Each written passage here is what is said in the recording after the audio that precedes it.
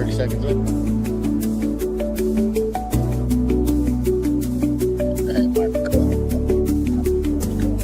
I got it. Oh, no, I don't.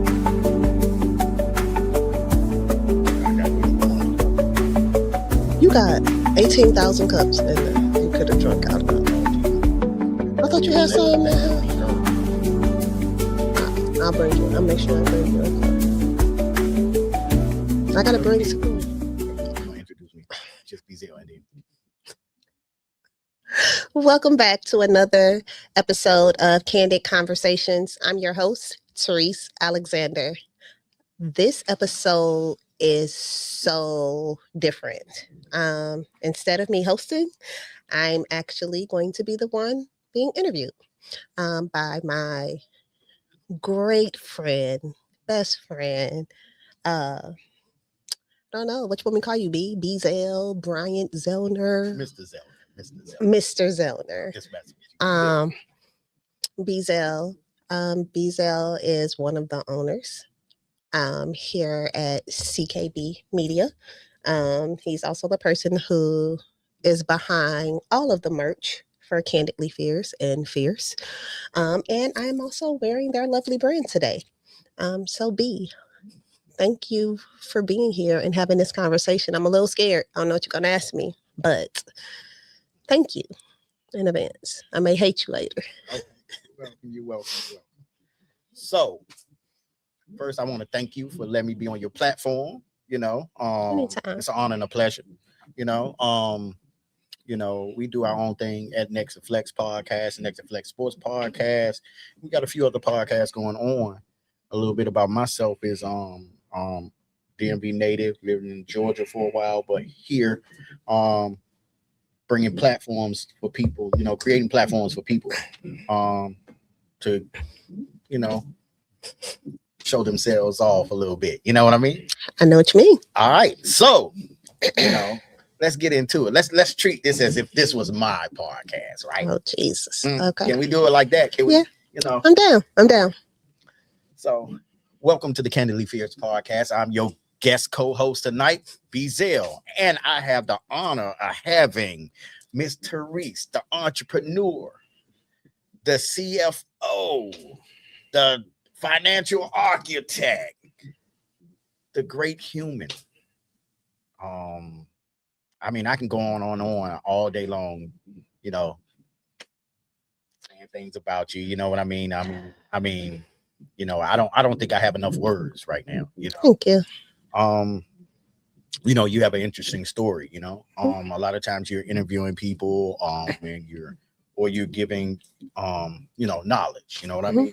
But the one thing I did notice, I know you. I know who you are. But I think people need to know in order to come into your world. I want people to come into your world a little bit, to get a piece of you, up close and personal style. You know what I mean? All right. So, we discussed, just a few things we would talk about, but you gave me the open door to do this. So are you ready? No, yes, but let's go. Okay. So let's start off young TT. TT. The TT from GI. Okay, so you are from Gary, Indiana. Okay. Gary, Indiana. I know Gary, Indiana because of music and stuff. Michael Jackson. Everybody, when they think of Gary, Indiana, they think of Michael Jackson and stuff like that. So with you, Gary, Indiana, what is Gary, Indiana to you?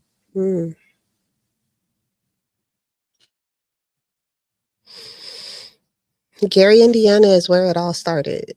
It's home. Gary, Indiana, I guess when I think about it, that's a good question. So when I think about Gary, it's where my story began. My mom is from a city that's called East Chicago, Indiana. My dad was born and raised, not born and raised. My dad moved to Gary, Indiana. Once they got married, my mom moved over to Gary. My background in Gary is very different because I am very, very sheltered. So I say that to mean while I lived in Gary, I am actually a private school girl. Mm. So from kindergarten to my senior year, I went to a private school. I did go to a public school for one day. That didn't work out. By lunch, I was back at my private school. Um, and I yeah, I lived there, but when you asked me about my actual childhood, it was actually in East Chicago, Indiana. Okay. So I had a very, very strict background, as you know. Okay. So we're gonna get into that. So how did you manage going, from private school, then going back home? Um, Gary, being outside with your friends, but then going to private school, then going back home. Like, how was that? Jesus.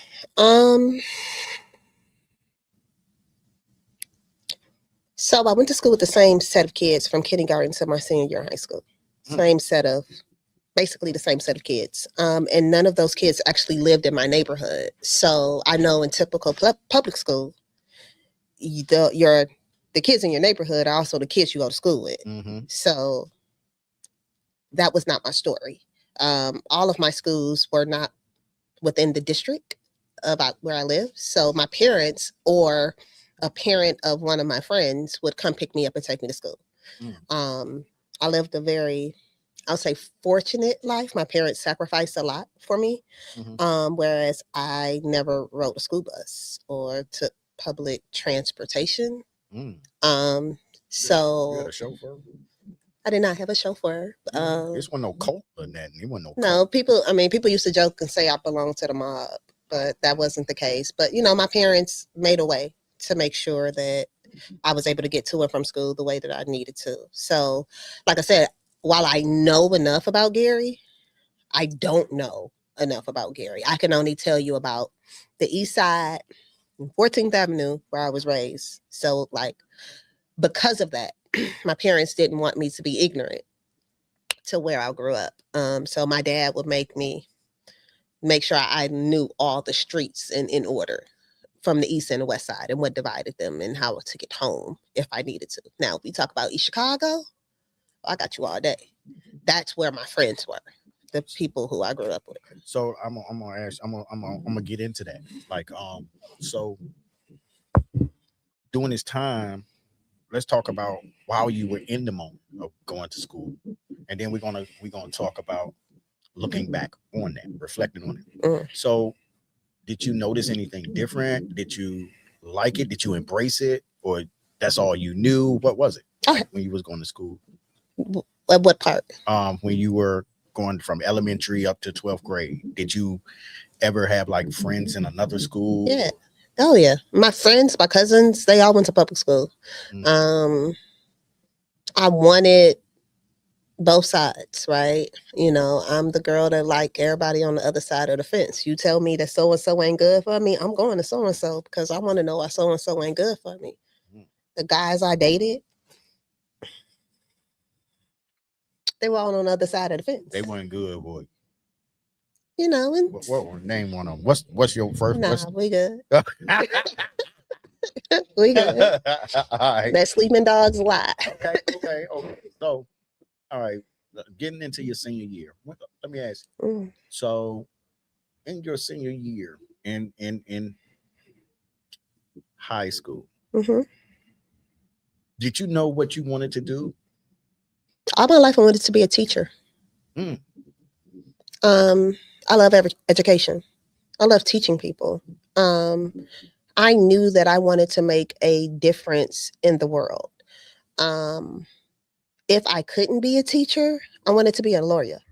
I wanted to be an attorney, hands down.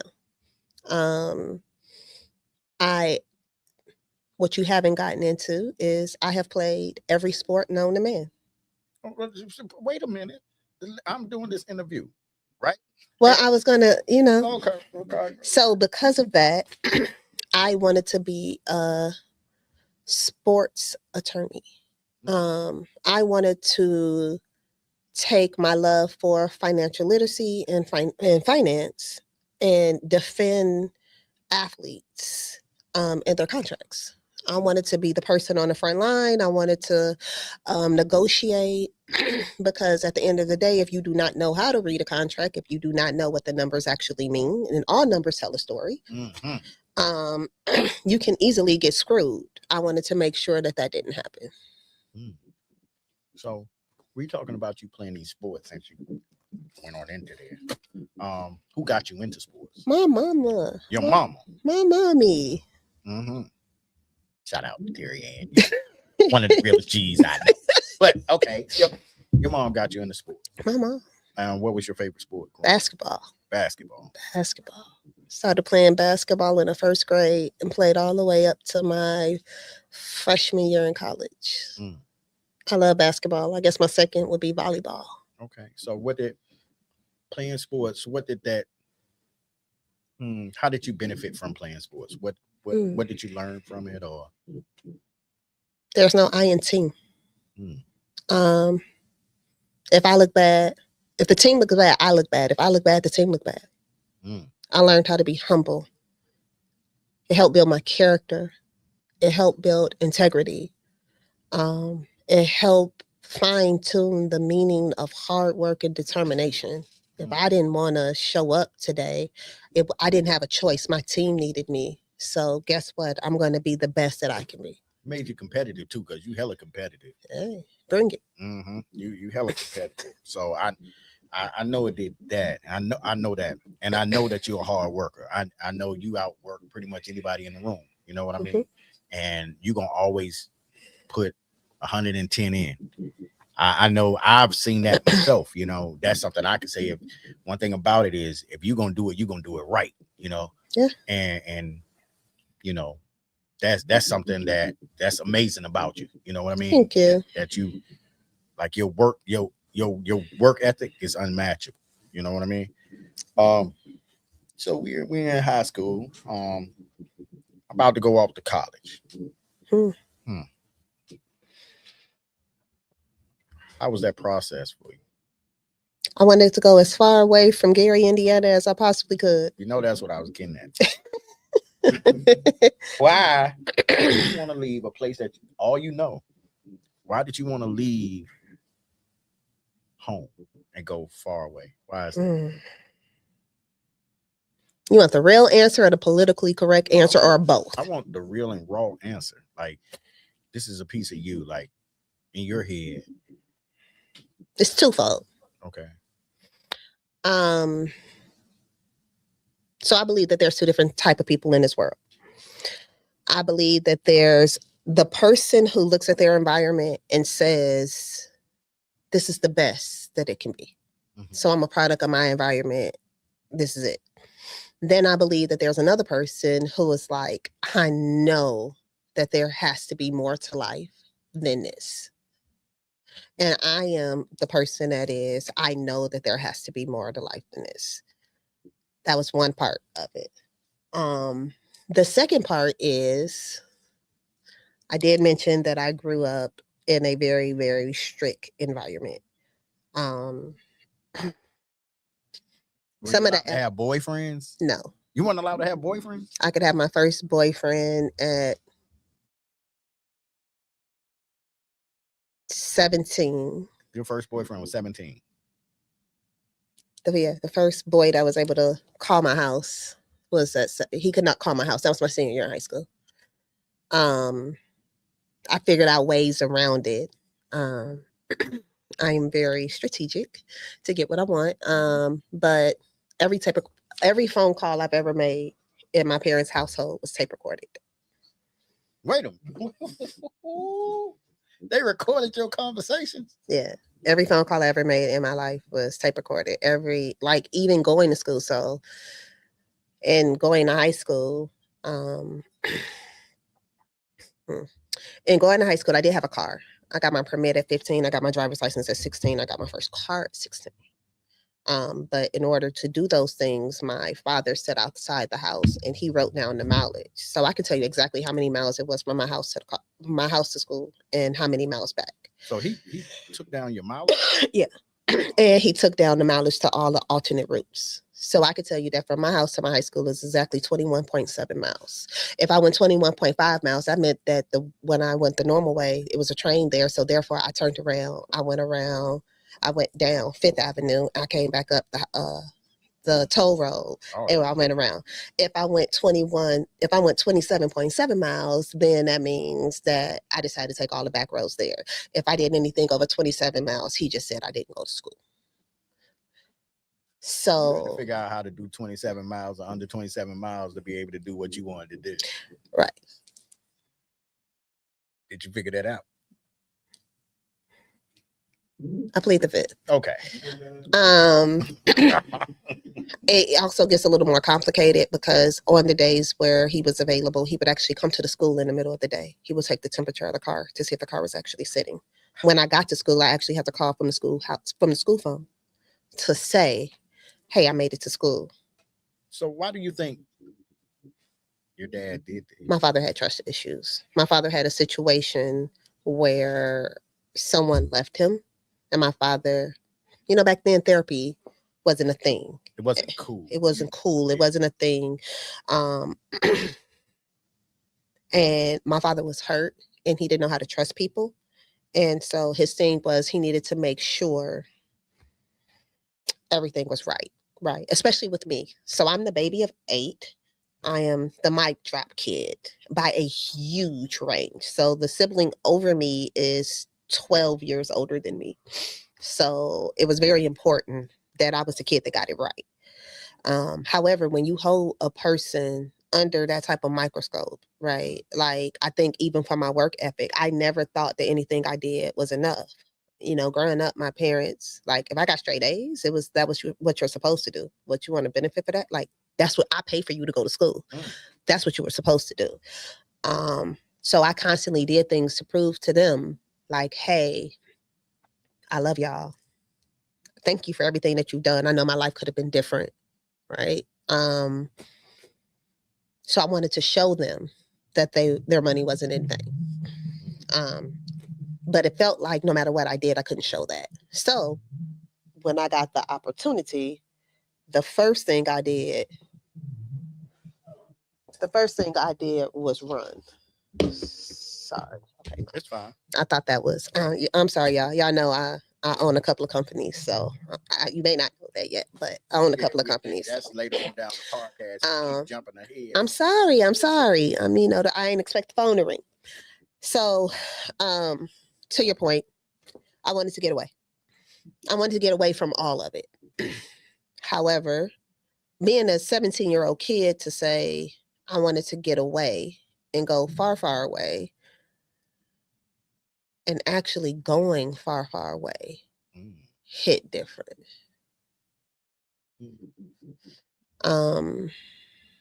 My freshman year, I went to Dillard University in New Orleans, Louisiana. DU. I loved everything about that HBCU. However, I was extremely homesick. I missed my parents. It was the first time.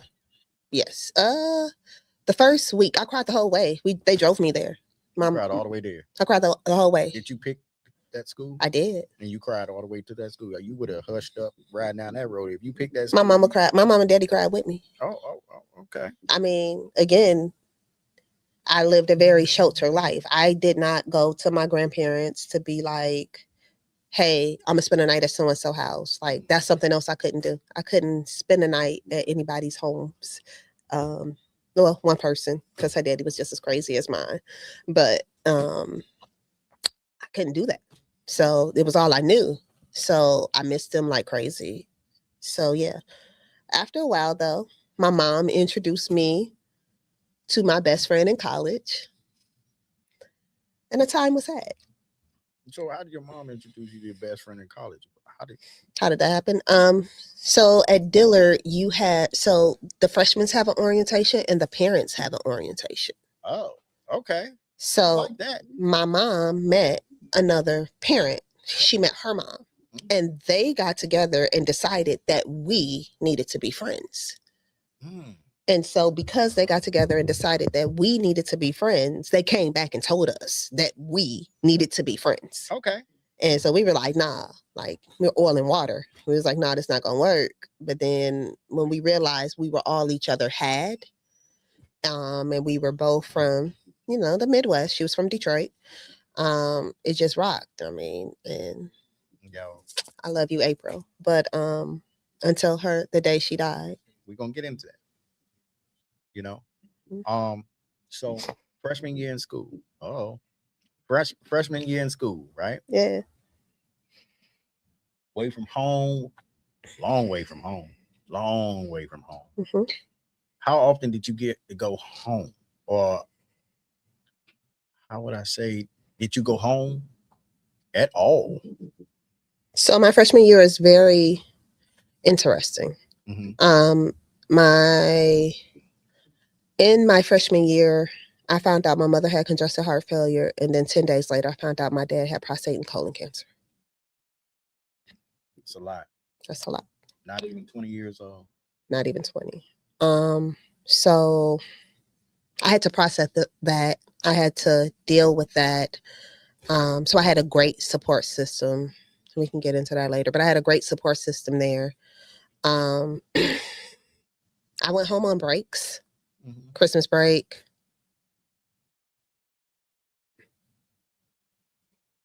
I think that was it. That was it. Okay. So did you meet your little boyfriend down there in I did. Okay. I got engaged there. Yeah, that's what we were gonna get into. Keep jumping the gun, but you met your friend. Met me a friend. What was his name? We'll just say it's AJ. Yeah. That, Mhm. we use AJ. Okay.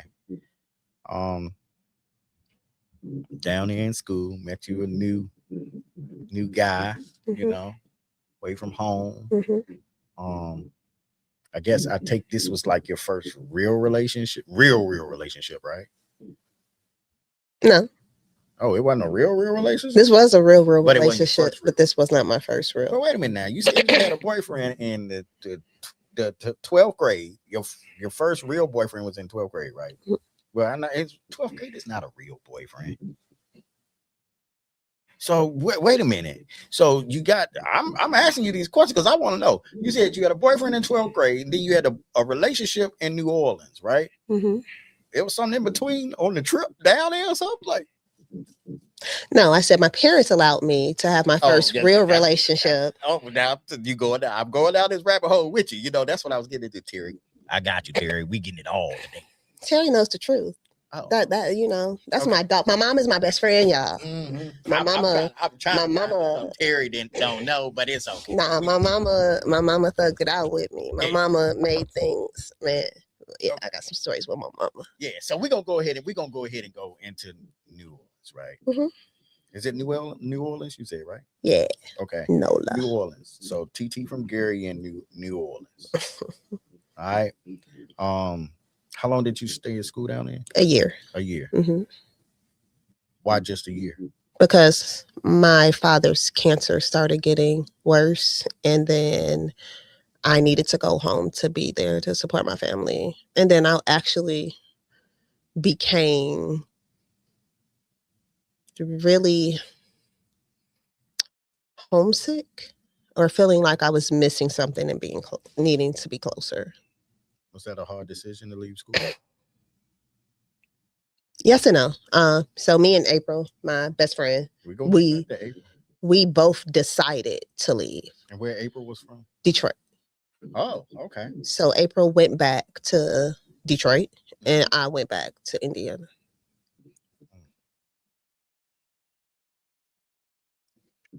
Back home in Indiana, dealing with the news from your mom and your dad at the same time.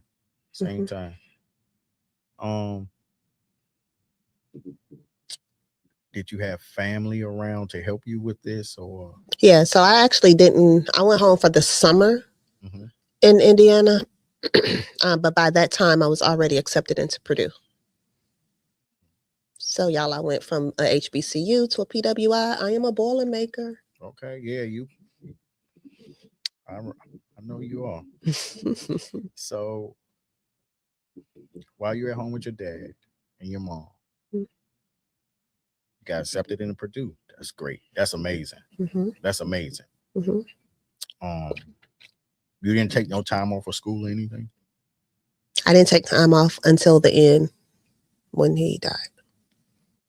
The biggest change from Dillard to Purdue is at Dillard. I don't know if you know this, but at Dillard, I was double majoring in computer engineering and computer science. Mm. At Purdue, and watching my dad go through everything my dad was going in, and I hate coding.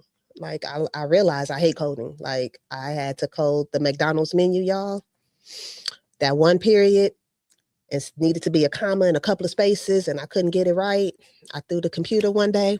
Mm. I hate coding, right? But I do know how to code, so another trait I have.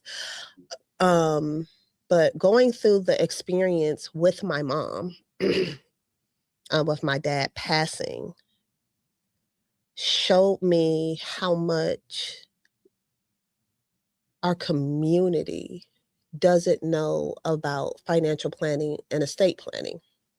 So Purdue had, I knew I was good at numbers. My parents didn't let me play video games growing up, so I don't know about any of video games. I can't tell y'all that. Mhm. However, they did make me play every day this game called Funnels and Buckets. And what Funnels and Buckets is the math problem would drop out of the sky, and you had to solve the math problem before it hit the bucket. And if you didn't solve the math problem before it hit the bucket, the whole city or town exploded. So the math problem would start at plus, minus, plus, then minus, multiplication, division, but then it went into algebra, geometry, whatever. So I was able so I was able to think fast and see numbers extremely different, because this game is a game I played for years and for hours a day when I came home. So half of the day after I did my homework, I needed to do this game, and then the other half of the day I needed to rewrite the encyclopedia. Then if I ever did anything, so I'll give you another tidbit. I've never been spanked. I've never been whooped. I don't know what that's like. My parents did not hit me. Shout out to my parents. I love y'all. I wish I would have sometime, but whatever. I had to write essays and thesis statements. So like the one that sticks out the most is I used to be like, oh, I did that on accident, or it wasn't on purpose. So then my dad was like, so clearly you don't understand the difference between accident and on purpose. So therefore I need you to write a paper on accident, being accident and intent.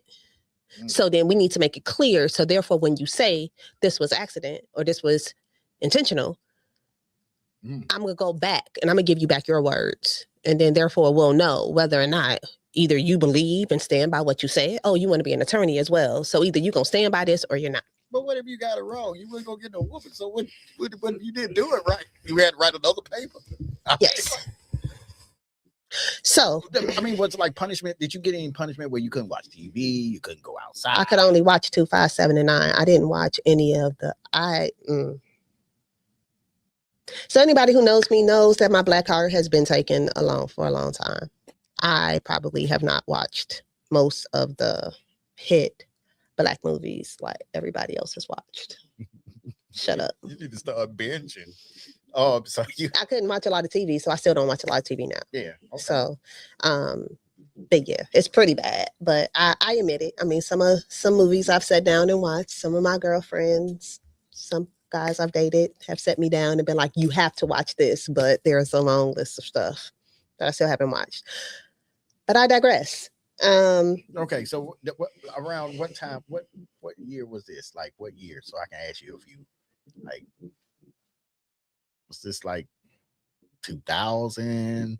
But yeah, it's bad. I'm not gonna go there. It's bad. I want me to name a movie that I probably should have seen. I'm about to ask you a couple. I mean, I've never seen New Jack City. Rockabye Baby. You don't know that? No. Oh man. What about Juice? No. You never seen Juice? Boys in the Hood. I have seen it. Menace to Society. Half of it.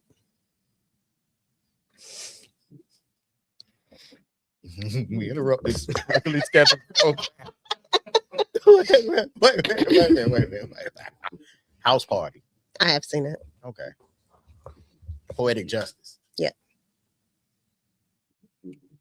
Okay. The Wire. Have you seen The Wire TV series? Yes, because the street that The Wire is filmed on in Baltimore, there is a house dedicated to my dad. Oh, you saved a little bit. Okay, but that's good. So you did. So I just wanted to see the street before we came to Baltimore. Okay. So okay. All right. Well, we okay. We okay. Okay.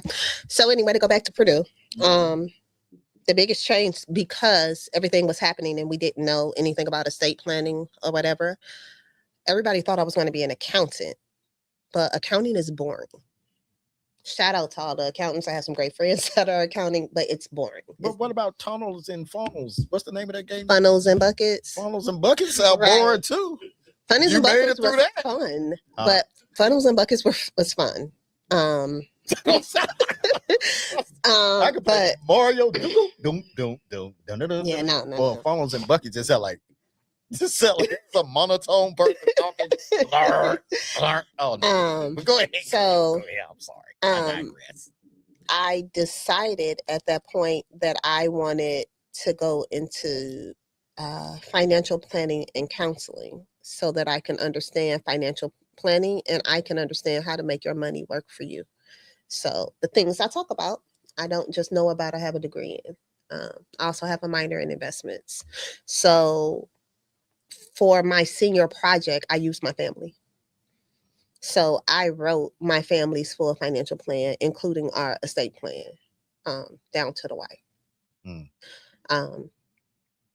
It taught me a lot about how money works and how uneducated we are as a culture.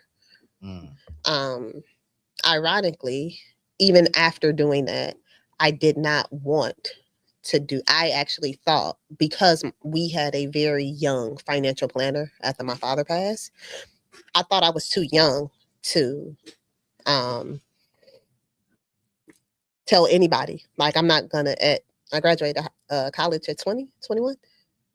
Who am I going to sit across somebody who is 65 years old and tell them how to spend their money or what to do with their retirement? Like, they work longer than I've been alive. I'm not doing that. And I'm not going to risk somebody losing their money. So let's talk about your father's passing. We can talk about money all day, right? Yeah. You know, and your dad passing. Your dad, were you a daddy's girl? I was. You know, I lost a father at a young age as well, so I understand that, you know, a little bit. But losing your dad, like, where were you mentally at that point? Autopilot.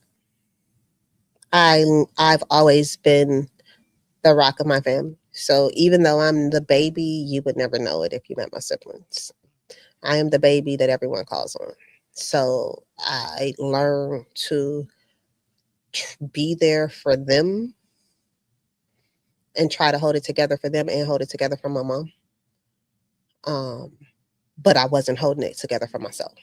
I didn't realize, full transparency, I hated my dad growing up. I was a daddy's girl, but I hated my dad. Like, I didn't understand. Like, I didn't do anything to you. I wasn't the person who hurt you. I didn't walk out on you. You don't trust me. You didn't give me a reason to trust me. Like, give me a reason to fuck up. Excuse me, y'all. But give me a reason to show you that I did wrong. Like, you're punishing me for something I ain't even do. Like, you thought I thought about it. And because I thought about it, like, my homegirl would call me and tell me what somebody did. And I'm now getting this long lecture. I'm like, I didn't do it. Yeah. Right. So looking back on it, once he died, it all made sense. Oh, okay. Once he died, I realized how much he loved me. Once he died, I realized how much he tried to protect me. Once he died, I realized the conversations that he had, what he was trying in his way to show me. And because those lessons all flooded me so hard, my dad's passing is extremely hard on me. So it's something today, like even when it comes up,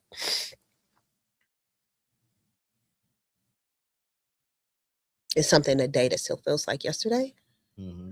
The month of October, though, in itself, every man that was close or had a full relationship with me passed Wait a minute. in So October. I'm a friend of you, and I'm October coming up. You better not go nowhere. Okay, I'm just making sure we're gonna get me through October. We're gonna get you through October. So when your dad passed, this was before you went to Purdue, right? No, I was at Purdue. This is my senior year. Senior year in Purdue. Mhm. Okay, so what happened to the whippersnapper in Louisiana or Arkansas? He went to No, not neither one of them. New Orleans. Louisiana. You got engaged. Mhm. Did he come from down there? Come up. Mhm. He did. Mhm. He followed you. He went to the Air Force. Mm. After he got out of basic, my junior year, Mhm. he moved to Indiana. Okay. Therese, you had him He moved to Indiana. moving zip codes and everything. Okay. Even during Katrina, his mother actually left New Orleans and moved there with my mom. I would left New Orleans too. During Katrina. Mhm. His mother is my mom still today. Our families are extremely close. Yeah. Okay, so you're in Purdue. This is so your dad didn't get to see you graduate. No. Okay. I want to know, like, if you can look back, or if you can not look back. Let's just say I gave you the phone and you can call heaven right now, Mm. and you want to get your dad on the line. What would you tell him right now? Daddy, I own a trucking company. You'd be like, girl, What the hell? Are you proud? That's my biggest question. My biggest question is, are you proud? My biggest question is,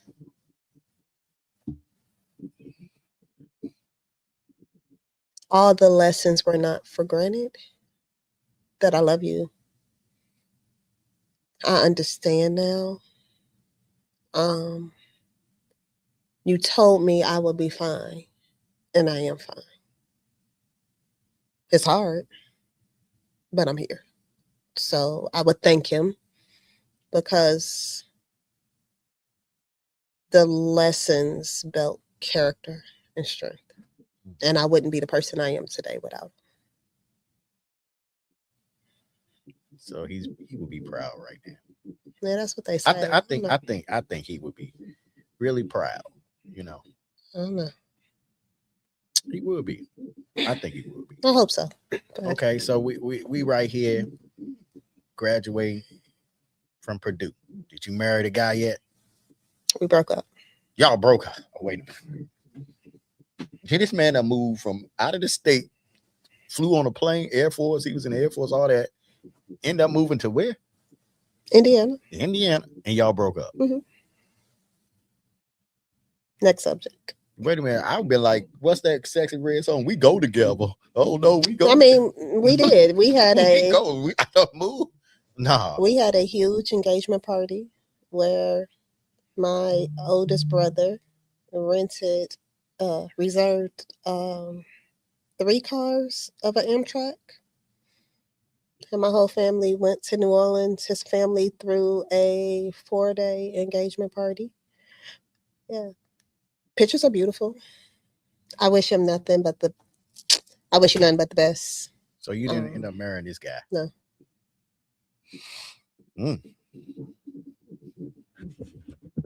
Scar that brother for life. No, we're friends. Y'all friends? Okay. You better than me. Listen. Okay, so Purdue, graduated. What did you graduate? How did you graduate? What degree did you get? I have a bachelor's in science, in financial planning and counseling with a minor in investments and psychology. Now in English.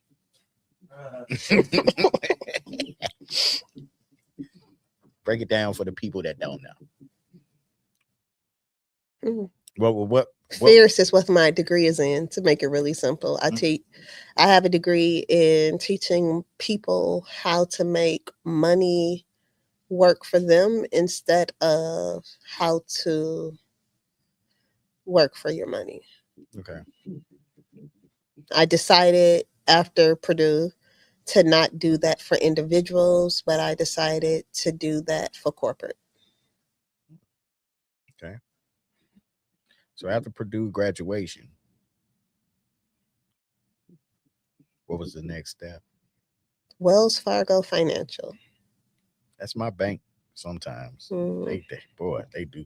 Okay, so Wells Fargo Financial. Mm-hmm. That's one of your. Give me some of the clients you done had Over the years, over the years. Over the years. T-Mobile, Sprint, Aldi's, Giant, Abbott, Pfizer. Pop your collar, girl. Come on, pop that collar. You should have worn a collar today. You could pop. Well, okay. Department of Health and Human Services, the VA. How old were you doing all this? Between the ages of what? Say my 30s, 30 to 37, maybe. Baby, doing that. Yeah. What did you do with these companies? I was a financial architect. You know what you told me when I met you and I was talking to you, like, well, what do you do? No, I can talk a little stuff too, but let's see what you say. I play with billions of dollars like it's what? Like it's Monopoly. I said, oh, that is what I different kind of woman right here. Mm-hmm. But I guess I did skip something because that was after my CFO gigs in school cities, in school systems. CFO.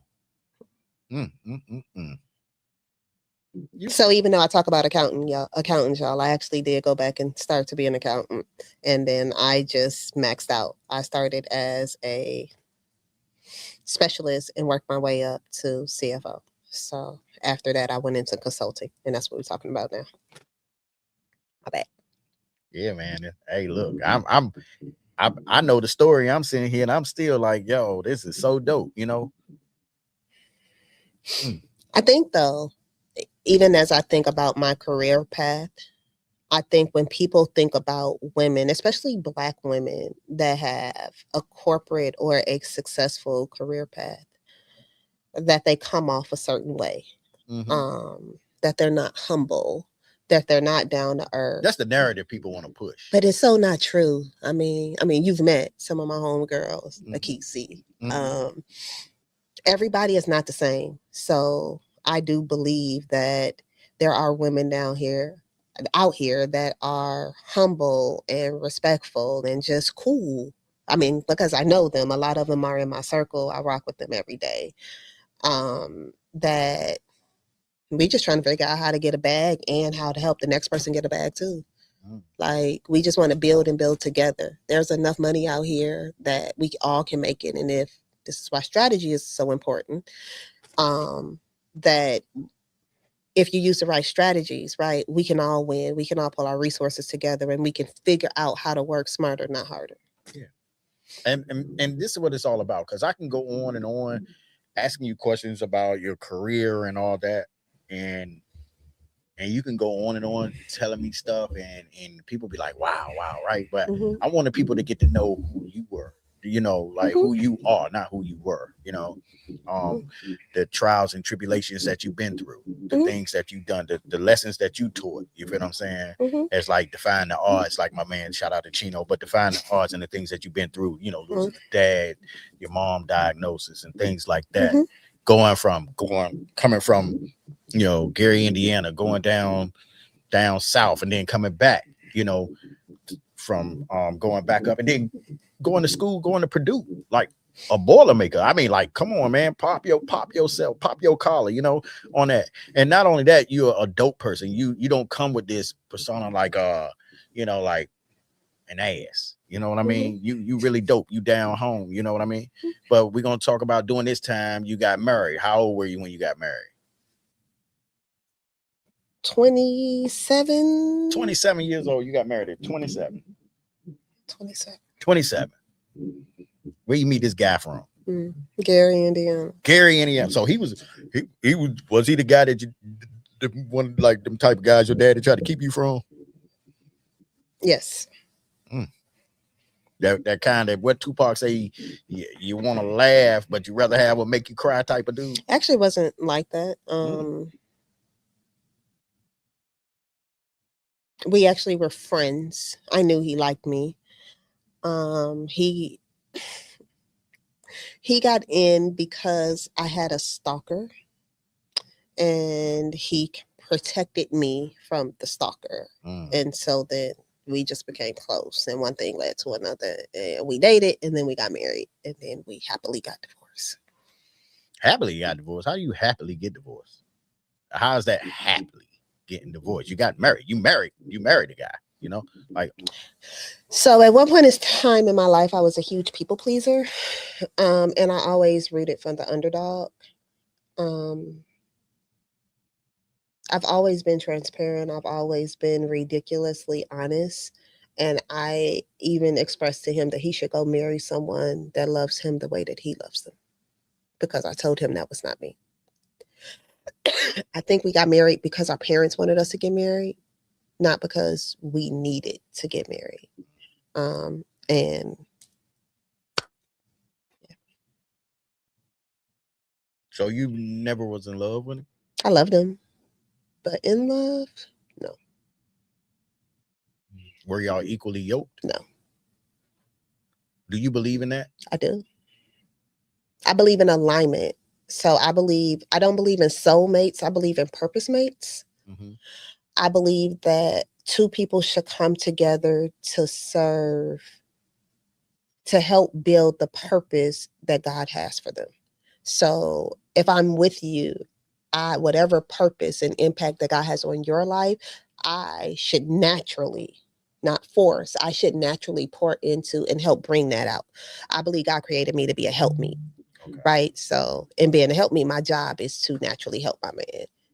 But as you know, since you are one of my friends, you know I naturally pour into and nurture all of my friends. That's just who I am. I do want to see everybody win. You did that with him. And I did that with him. And that just didn't work. Now, it depends on how deep you want to go into this conversation, because I can dance around it. Or I can go deep.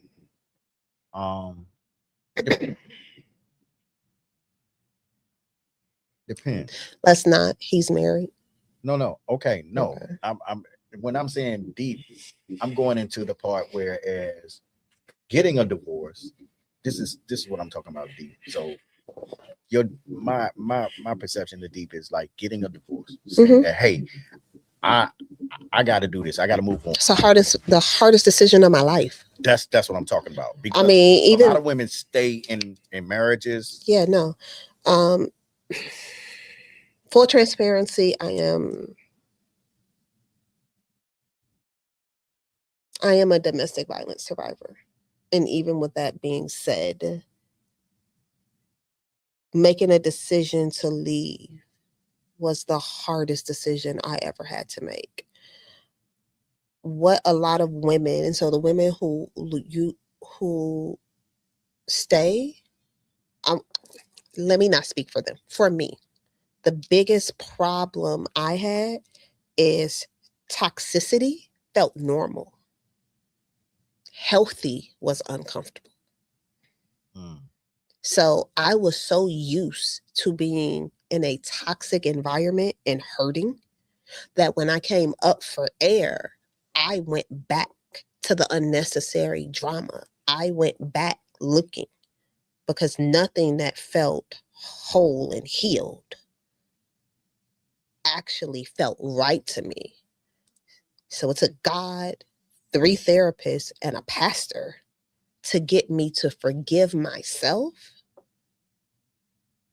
Forgive yourself? Yeah. So people can only do to you what you allow them to do to you.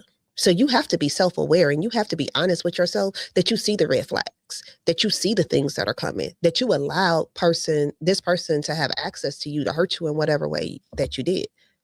right? You had to understand that, hey, so and so hit me, or so and so did so and so to me, right? Or I knew the story of so and so, so and so. You may not know how deep it is, but there are signs that you recognize. What do people say? He ain't gonna do that to me. It ain't gonna be like that with me, right? You know it's happening. Before you know it is happening, and then when it happens the first time, you make an excuse for it.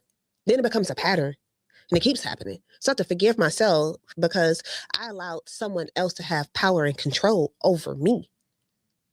Then I allowed myself to put his feelings and his wants and how his perception looked more important than mine.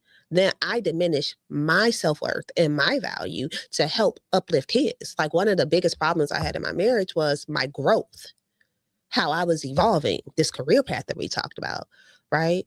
When you're with somebody and your partner is elevating, who the whole time they keep saying that you're a helpmeet, right? And theirs is not moving as fast, right? It's like having an ankle weight on you and you're a bird. Right. And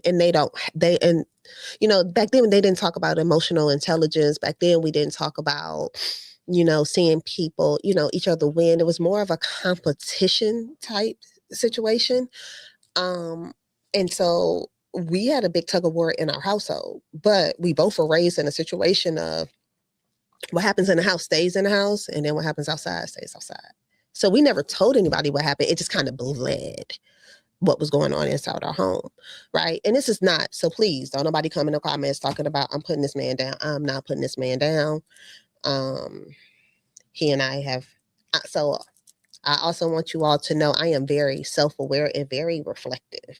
So I believe that after any relationship, be it with a man, a friend, or whatever, I actually go back to that person and I have an adult conversation to talk about what I did wrong and how I take accountability and what that person did wrong. And we actually talk it out. I have not had a friendship relationship with anyone that I have not been able to have a honest conversation. In those conversations, we forgive each other for whatever happened, and we thank each other for the good experiences that also happened. So was that a why moment? Why did this happen? Or why were these things happen? Like, why was it me? Or was it something I did? Was it like those kind of questions? Towards the end, the why had already came out. Mm-hmm. It was a learned behavior. Mm. And it was some healing that he needed to go through. But I will tell you, at 15 years post divorce, my phone rang one day and he said, I actually want to apologize. I get it now. Like, now I'm ready to become the man that you needed me to be. But it took 15 years. You want to be the man? 15 years? You're not the same person. And that's what I had to say. I am not the same person that I used to be 15 years ago. So. Oh, okay. But to even say, like, I ain't saying cool, but I'm cordial with my exes. My exes all follow me on social media. So what's up, y'all? Popping this collar. Exes. Once you go to reach, you can't go back. I didn't say that. Okay. I'm just saying I'm a good friend. As you know, as I tell B all the time, I'm the best kept secret in your back pocket. Yeah. Okay. So I'm that girl. After you divorced and you back out there, was it hard? Was it hard to pick up the pieces? Dating for me is hard because I'm a wife. I don't think as if I'm a girlfriend. So all this new age dating thing, I don't know how to do that. I am a wife, and I come in as I'm. My parents were older. Like, I come in, my aunties and uncles, everybody was older. So all my friends right now are married, have been married. My best friend, she's been married over 20 years. Most of my friends have been married over a decade. But you've been married. But I've been married. Like, if I still would have been married, I would be married now 17 years. So. And you a baby. And I'm a baby, yeah. So dating for me is really hard because I'm going to show I cook, I clean. I don't listen to that. I don't cook, I don't clean. No, I cook, I clean. I nurture, I protect, I bring peace. I'm a multiplier. You bring you, I mean, and that's what I've said in fears. Like what the legacy I want to leave behind is I am a forced multiplier, meaning if whatever you bring in my life, I'm going to multiply it, right? If you bring peace in my life, man, the serenity that you're going to get back is just untouched. Are you sure? Because I bring peace and you bring You bring chaos. Would you like to talk about the messages? Okay, That's what I thought. I'm a breath of fresh air, Therese. On certain days. Okay, we're gonna graze over that because you're gonna get it. Okay. So with that being said, we're gonna get into this part right here. We're gonna get into this. Okay. You have a trucking company, right? Mm-hmm. At one point in time, I know you had a trucking company. You were doing working a 9 to 5 too, as well.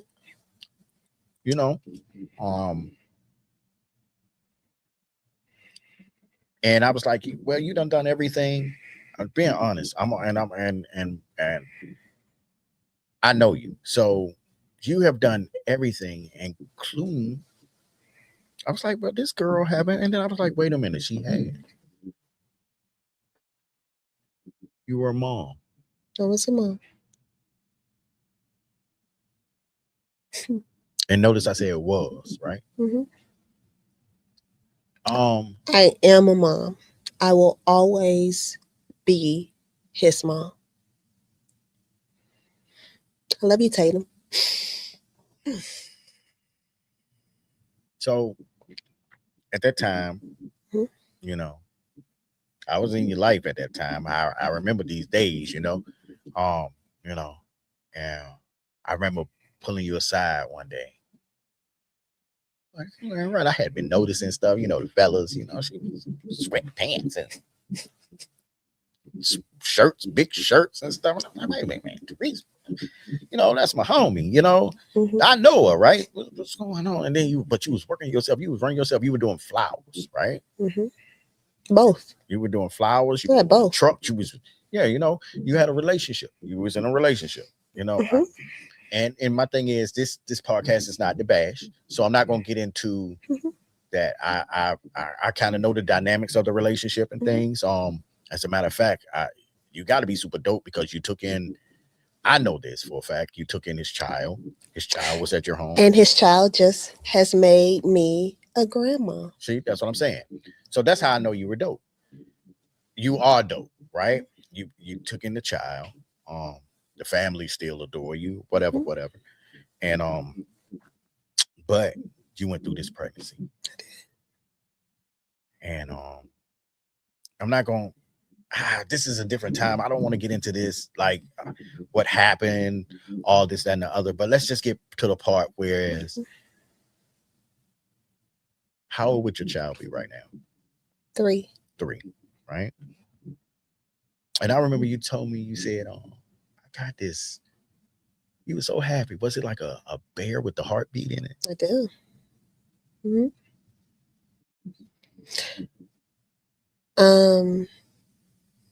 My son lived for 5 seconds. My son was born in my home. I had the pleasure of holding him, watching him turn his head, grab my finger, and pass away in my arms. I wouldn't wish that on my worst enemy. But that memory, just to see him acknowledge and love me, those quick seconds taught me the meaning of unconditional love. Everything that I do in honor of my baby.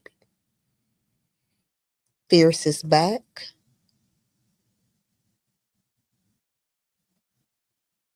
To show that there is life after death. TNT is still standing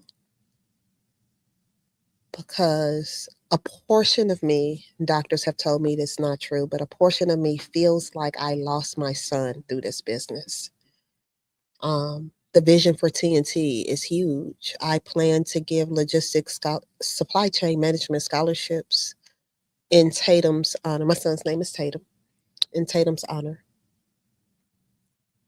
to children deserving students who want to get into a logistics business.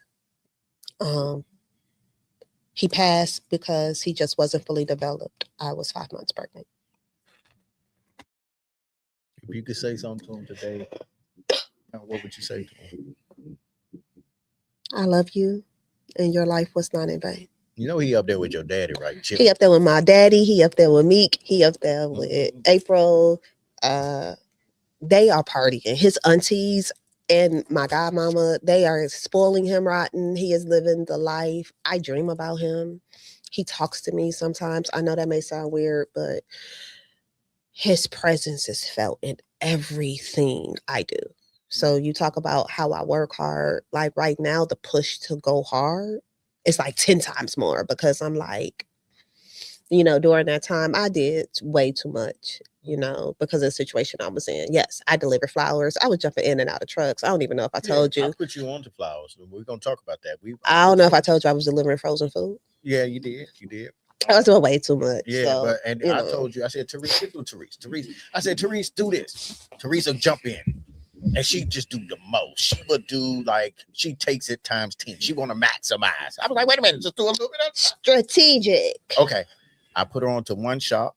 And she was like, well, I can do this. I said, okay, I'm going to put you onto another one. I put you onto another one. Was I good at it? Yeah, you were great. Mm-hmm. Then I put you onto another one. You were doing 3. I was like, Therese, look, wait a minute, Therese. Wait a minute. You gotta, move it how you want. But you put it together. You finagled it. You good at it, y'all. Oh yeah. You was. My family thought I lost my mind. Yeah, yeah, and you were in demand. Like you really could have. They still call. Yeah, I know.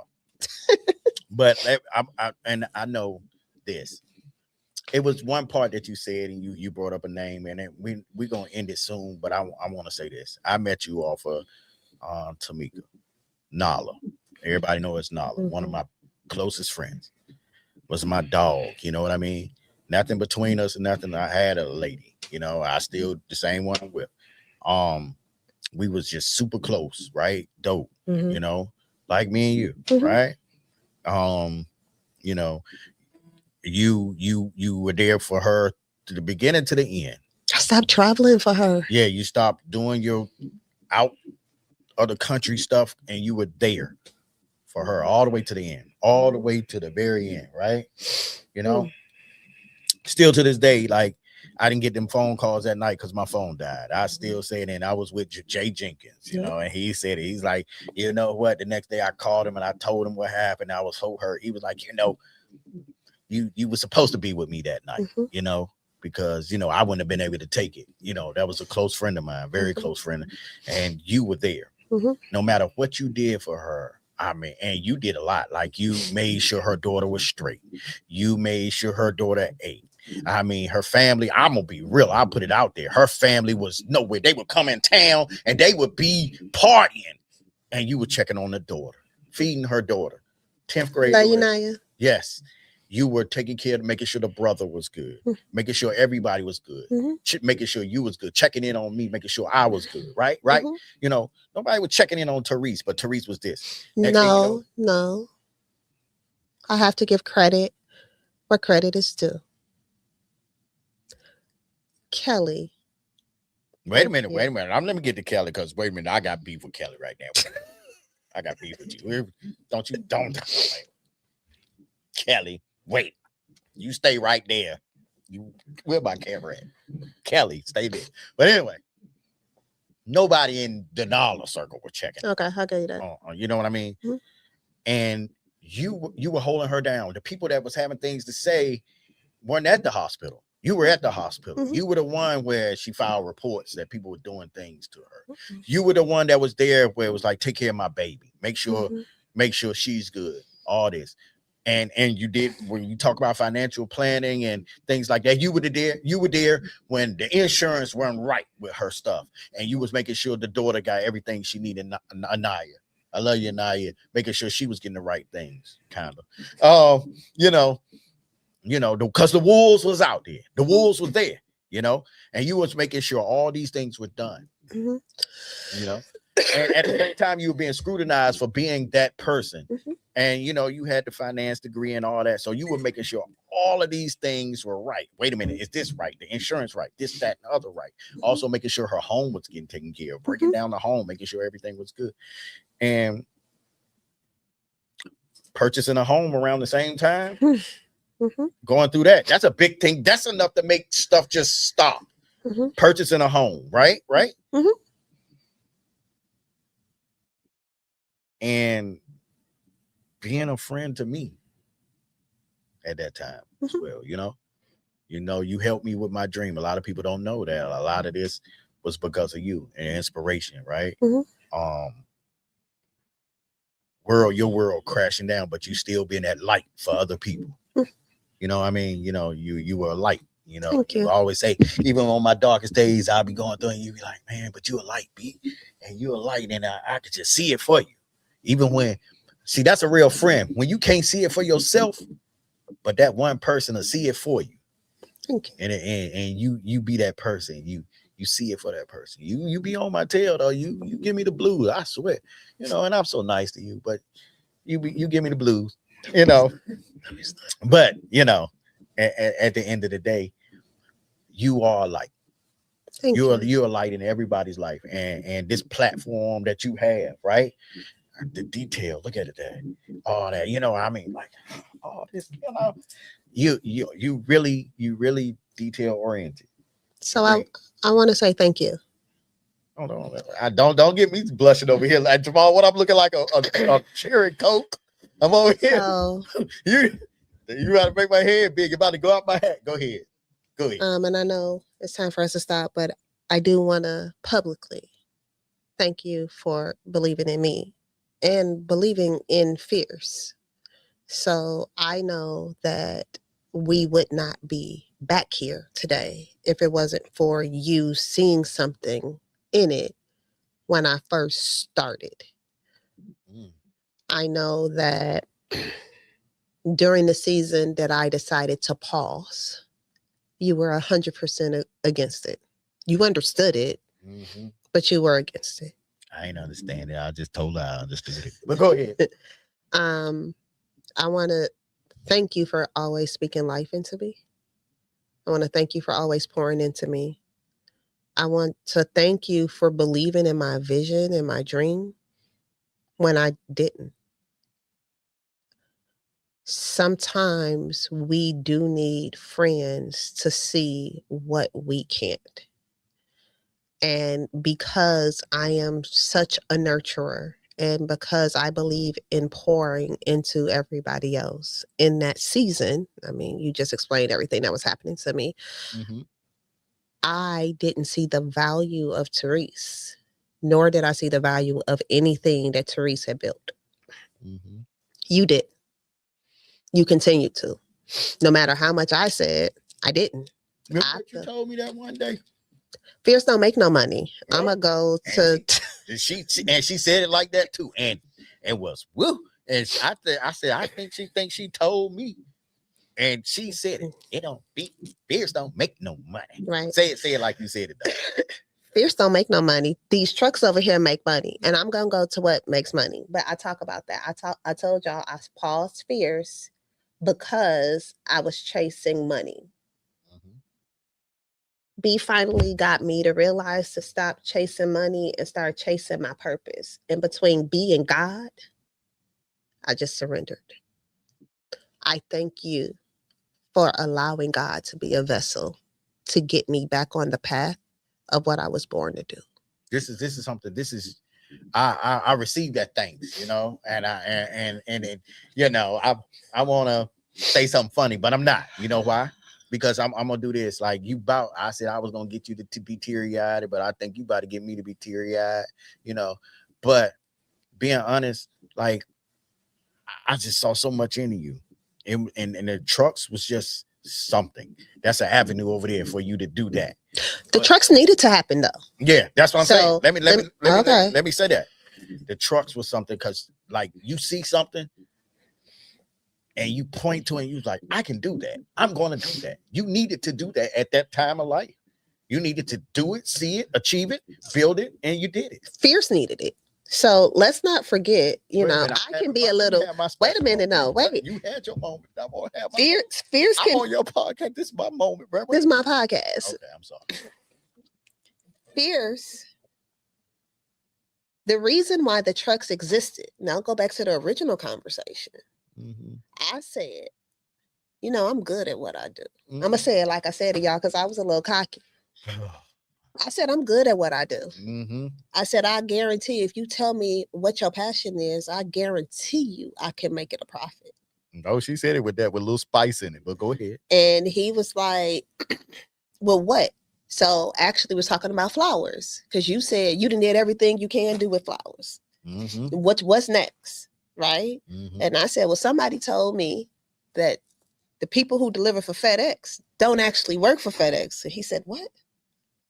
And I said, I think I'm going to go get a FedEx contract. He was like, what? It was supposed to be home delivery. That's a story. But it ended up being trucks. And I was like, yeah, I'm going to go get some semi-trucks. He was like, I did that before. No. And I was like, but if I'm making a claim that if you tell me your passion, I guarantee I can make a profit. I need to do it in a business. I have no experience. Be clear, y'all. No experience. I had no idea. I didn't even know what to buy a truck. So TNT Logistics Inc. was created.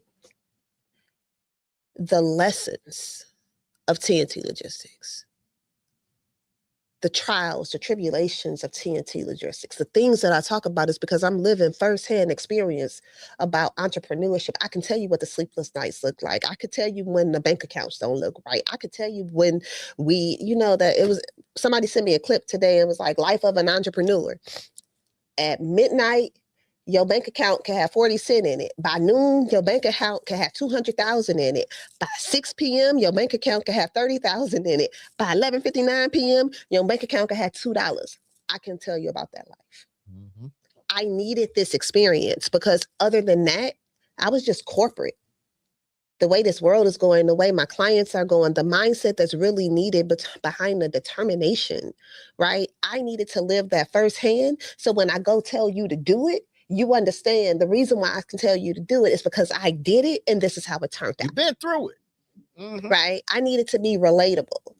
And so TNT had to happen. These trucks had to happen in order for me with confidence to tell you what you need to do. When I talk about you need systems in here. Yeah, but see, the thing is, I had a dabbling with trucks, and I was balling with the trucks. Money was coming in because I just invested right.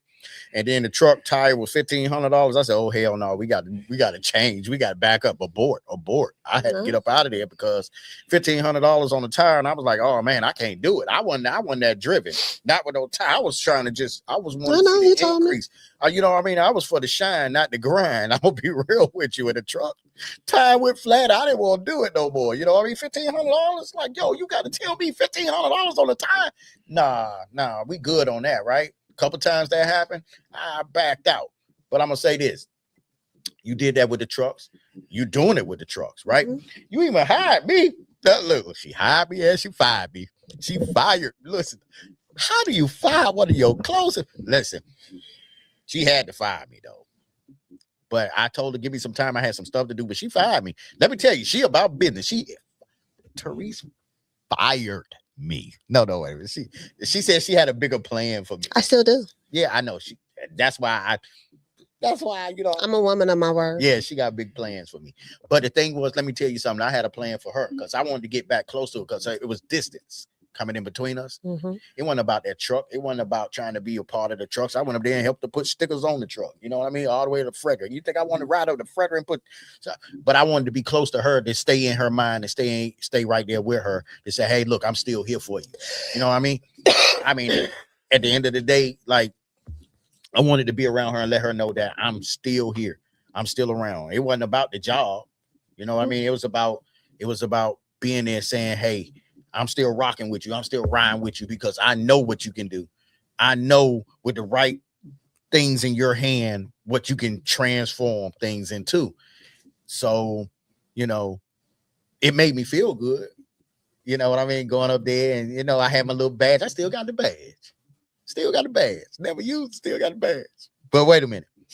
But at the end of the day, it showed me like I got to see a piece of your world, but still, you know, I knew in my spirit that I needed to be around you at that time, to ride up with you, to ride up there to them trucks, to talk to you, to ride with you, to see where you was at in life. You know what I mean? And because this was after your son, after this breakup, you know, and I'm watching everything that you're doing. I'm seeing the trucks. I'm seeing like, yo, wait a minute. She got 2 trucks now. Like, wait a minute. This girl wanted to get 1. She got 2 trucks now, right? Now, wait a minute. This was at the time you had 2. When you fired me, you had 2 trucks. She fired me, y'all. Fired me. So look, if y'all get hired by her, if she would fire somebody like me, she will fire you too. But anyway, she got 3 trucks now. 3 trucks. She still play with billions of dollars like Monopoly money. She can do that for you too.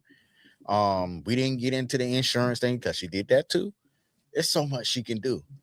But that's why I'm gonna tell you, subscribe to her podcast. Subscribe to her journey. I mean, you're gonna learn a lot from her.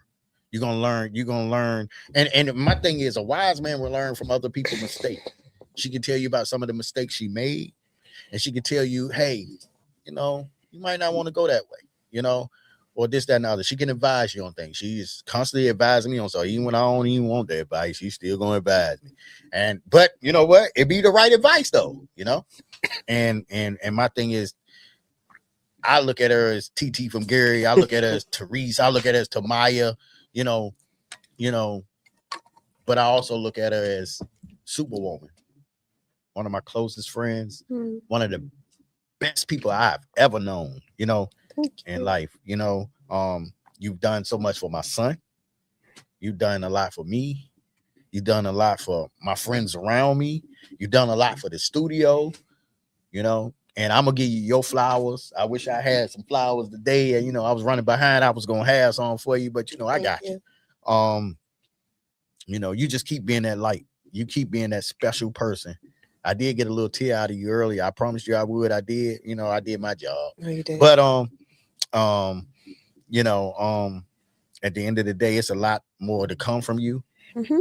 It's so much to come. Tuned. I mean, it's just the beginning. It right? is. You know, I'm honored that you're a part of the studio. We've been trying to get you in here for a minute. You know what I mean? Years. You come through and help us. But now you're here. Yeah. I can see. Let me tell you what I see for you. Let me pour into you real quick. I see this for you. Before I get my good side. Let me talk into the camera. Y'all see me? Okay. Look, I see this. I see her in big coliseums. I see this, you know, and I got a gift. You know what I mean? I got a gift. You know, I'm touched. You know what I mean? Not in no crazy way, but I'm touched. He got a calling on his life that he fighting, but that's another story. And I see this for her. You know what I mean? And they say sometimes a friend have to see it for you when you can't see it for yourself. You know, and I see this. I see her in a big coliseums helping people. What's that guy name? What's that guy I told you about? What's his name that be doing big things on financial literacy? I forget his name. You know, Dave Ramsey. Huh? Dave Ramsey. Dave Ramsey. You know, I used to listen to him late night driving and stuff. But I see you bigger than him. I see you. I mean, especially for not just women, but for our community. Yeah. Not even just for our community, for everybody. You know, and I see you doing that. I see you helping people. So much knowledge. You got so much knowledge. You got enough knowledge in your fingertips that could change so many lives. You know, with your life experiences, the things that you've been through. Your bounce back game is crazy. It's crazy. Your bounce back, like just to see like you lose stuff and then just get it back. And it don't be losing it because of your decisions. It be because you be trying to help others and you be like lacking for yourself. You know what I mean? And you'll be right back. You'll bounce back. And that's how I know you touched by God. You know what I mean? Yeah. And you just keep being that light. And when it's dark, you know what I mean? Just think about your dad, think about your son, think about Tamika, think about all the people that love you, you know, And I'm gonna always support you. I'm gonna always hold you down. I'm gonna always be there for you. Like, I give you a hard time because you give me a hard time. That's the only reason I give you a hard time.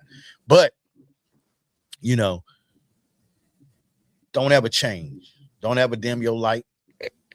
You often say this one thing, and I'm gonna say this on camera. I've been waiting about 4 years to say this. And Jamal, I'm being long-winded, but please work with me. I've been bringing this full circle. But get my good side again. But on camera, this is what I want to say. She always say, you know, when she get her dull moments, you know, like she had them Jesus moment when he was on the mount, when he was, you know, wondering, questioning, you know, even he had a weak moment at time. She said, I don't have a Therese. She always said, I don't have a Therese. I'm a Therese, and everybody like, I don't have a Therese. You have it, but you got a Brian. You know, and you got a person over here, a person over there. Everybody don't have to be a Therese. It ain't another Therese. God made you just for you.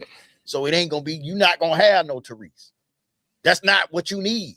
If you had a Therese, I mean, you know what I mean? No, not in a bad way, but you don't need nobody to be like you. No, I agree. You know, you be thankful for the people that you have around you and utilize them for what they need to be utilized for. Embrace that. And I think like Therese, it's not gonna be another Therese for you to have. You know what I mean?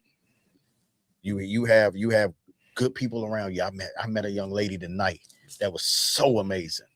You want to shout her out real quick? She gone? No, she's not gone. She stayed to the end. Oh, past our bedtime. Hey, Michelle. See, hey, boo.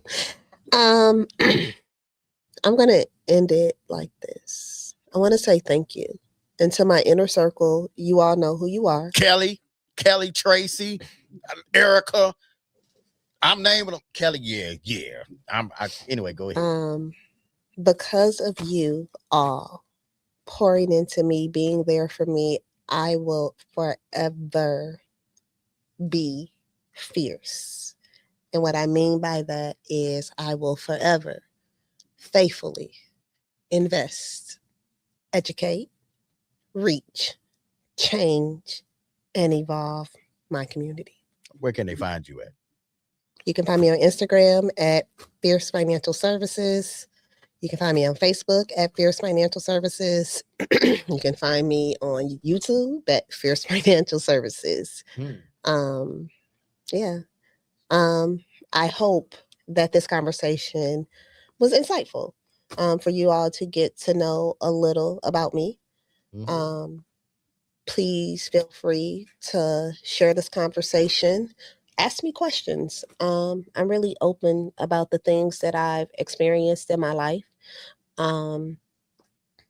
Because I think that my lessons can truly be a blessing to others. I don't look at my tests as something wrong or the things that happen in my life as something wrong. I do think that they are testimonies, and God has empowered me to be a vessel to push somebody else.